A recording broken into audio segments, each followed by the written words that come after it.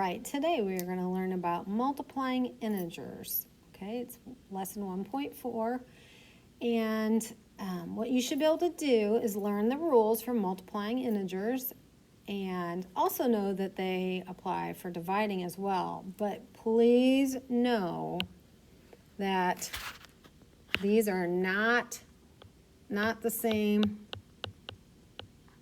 for adding and subtracting, okay? So I don't know if you remember the problem -5 plus -5 plus -5 plus -5 in our homework, okay? Where we said, okay, if I owe somebody $5 and I owe that same person another 5 and another 5 and another 5, you were at -20, okay? Well, notice that -5 is repeated 4 times, so we can really take 4 times -5. So this really is introducing us to how to multiply integers, okay? So again, the rules of adding and subtracting are not the same as multiplying and dividing, okay? If you look at 2 times 3 when you were little, there are 3 groups of 2. If you have 3 groups of +2, we added them together and we got +6, right? Or you could also say 2 groups of 3 and get the same thing. If you have 3 times -2, that's 3 groups of -2. So here's -2 plus another -2 and another -2. Well, we get -6. What if I had -2 times 3? Well, we have what's called the commutative property that we have already used, and we switch the order and make it 3 times -2, which takes us to the exact same problem. So the rule here that we're going to discover is that when you multiply 2 of the same sign, okay, a positive times a positive, which we got up here, is 6, and if you take a negative times a negative, you are always going to get a positive. These are not the same. Let me emphasize, not the same as adding and subtracting. Negative times a negative is always a positive. Okay? When you multiply one of each sign, a positive and a negative, you always get a negative, just like this one up here. Okay? If you cannot remember that, think of this. I always think of this first one here as either a good guy or a bad guy. A positive is a good guy, negative is a bad guy. Okay? The second one is either a win, which is positive, and a loss, which is negative. Okay? So if I have a good guy and he wins, that's good, right? If I have a good guy and he loses, we don't want the good guys to lose. That's bad. Okay? If we have a bad guy that wins, we do not want the bad guys to win. That's bad. If we have a bad guy that loses, we want the bad guys to lose. That's good. Okay? So you guys have to remember.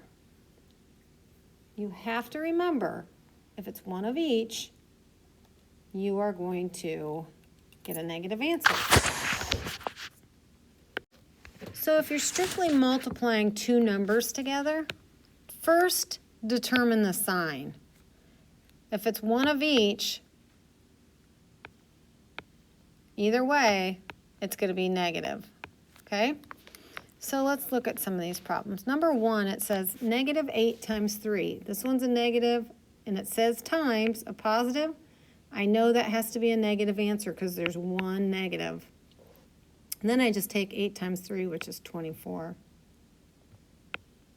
Look at number 2. It's a negative times another negative. That's 2 negatives, which are the same sign. They really just cancel off. They zero, like, make it a positive. And 7 times 6 is 42.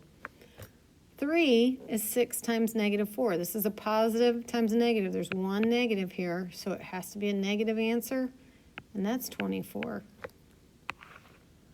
Look at number 4, negative 19 times 0. Well, it's only one negative, but 0 is neutral. So, and anything times 0 is just 0. It's not positive 0, it's not negative 0. What I want to look at, if I take a negative 1 times a 1, right, that's going to give me negative 1. Now, let's say I took this problem and I multiplied it by another negative 1, okay? Well, that would be times another negative 1, which would make it a positive, because there's one of each. Let's not look at that, though. Let's look at this. If I multiply by negative 1, how many negative signs do we have? Okay, there are 3 of them. Well, I know that negative 1 times 1 is negative 1, times negative 1 again is 1, times another negative 1 is negative 1.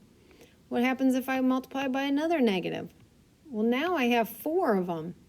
Those 2, oh, that looks like a smiley face. Those 2 become positive, and these 2 become positive. So what you're going to end up finding out is this, and this is very important. If you have an even number of negatives multiplied together, it doesn't matter, multiplied, and it's going to work for division too. If you have an even number of negatives, the answer is always going to be a positive. If you have an odd number of negatives, the answer, when you're multiplying or dividing, the answer is always going to be negative. Okay? So let's look at number 5. It says 6 times negative 9 times negative 1. Count how many negative signs there are.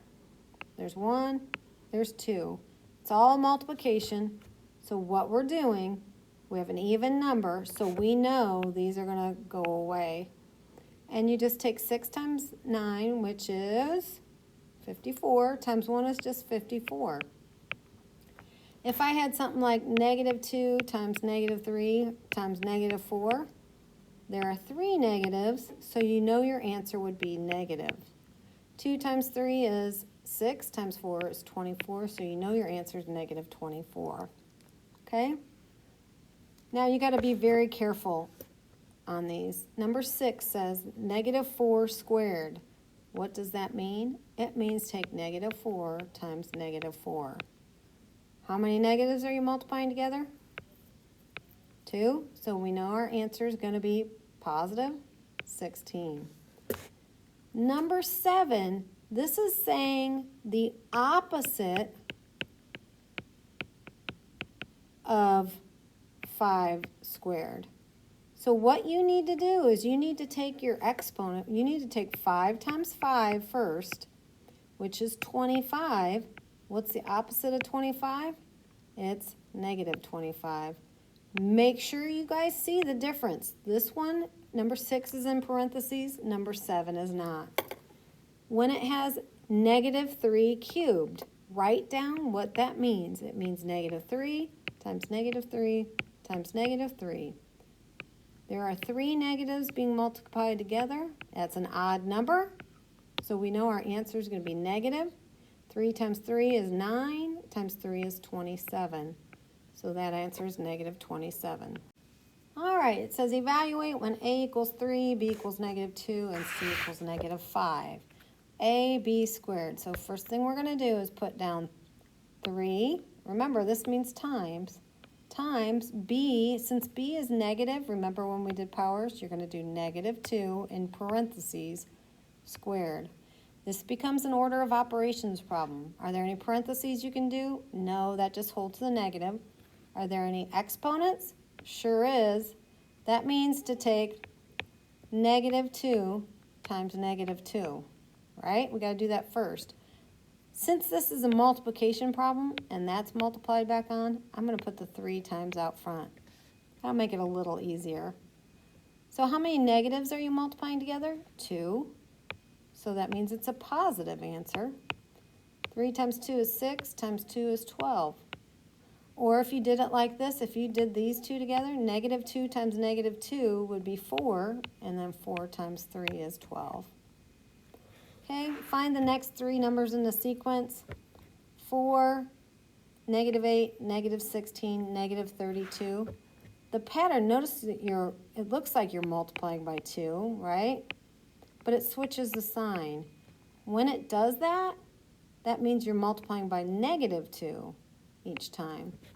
So you're going to multiply each of these by -2, so that's 64. Then we're going to take that times -2, which makes it -128. Take this times -2, which makes it 256.